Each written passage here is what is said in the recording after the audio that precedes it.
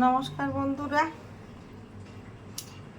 ফুলকপি আলু দিয়ে রুই মাছের ঝোল রান্না করতে হয় কীভাবে দেখুন আপনারা। আমি এখানে রুই মাছ নিয়েছি, ধুয়ে পরিষ্কার করে এখানে লবণ, হলুদ আর মরিচ দিয়ে মেখে নেব।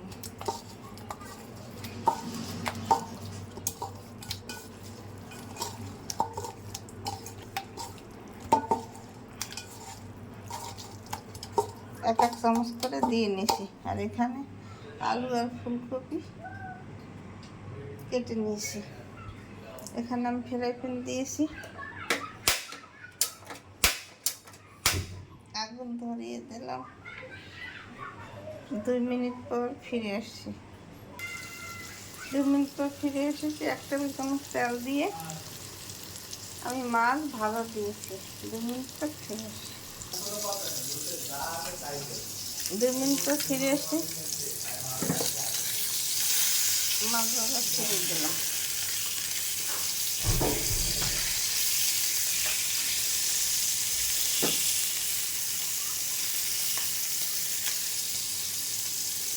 দু মিনিট পর ফিরে আসি, মাছ ভাজা তুলে নিলাম। মাছ ভাজা হয়ে গেছে। এখন আরেকটা কড়াই দিয়ে দিলাম। কড়াইতে 1 টেবিল চামচ তেল দিয়ে দিলাম।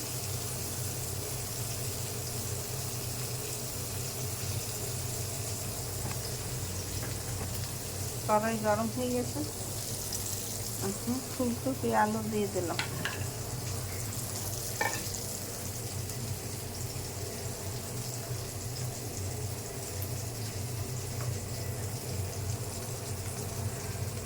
ফুলকপির মধ্যে 1/2 চামচ হলুদের গুঁড়ি,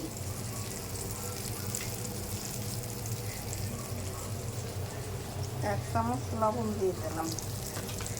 2 মিনিট পর ফিরে এসে ফুলকপি ভাজা করা হয়ে গেছে। এখন এর মধ্যে পেঁয়াজ, রসুন, আদা 1 টেবিল চামচ দিয়ে দিলাম।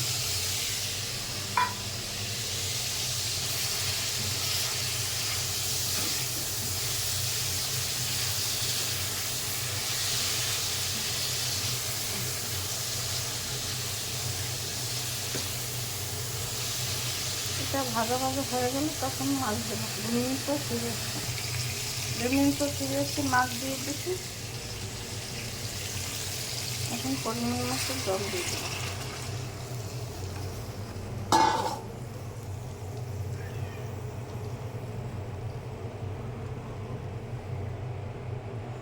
এক চামচ মরিচের গুঁড়ি, 1/2 চামচ হলদির গুঁড়ি, 1 চামচ ধনের গুঁড়ি,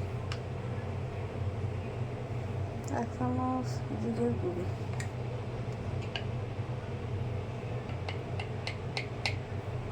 গোলমরিচের গুঁড়ি 1/2 চামচ।